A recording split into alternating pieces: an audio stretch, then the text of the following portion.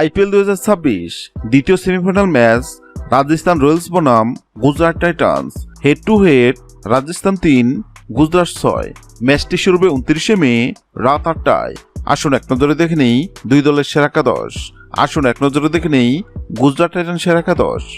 1 Sai Sudharsan, 2 Shubman Gill, 3 Jos Buttler, 4 Washington Sundar, 5 Nishant Sindhu, 6 Jason Holder, 7 Rashid Khan, Kulwant Khejroliya, 9 Kagiso Rabada, 10 Mohammed Siraj, 11 Prasidh Krishna. আসুন এক নজরে দেখে নিই রাজস্থান রয়্যালস সেরা একাদশ।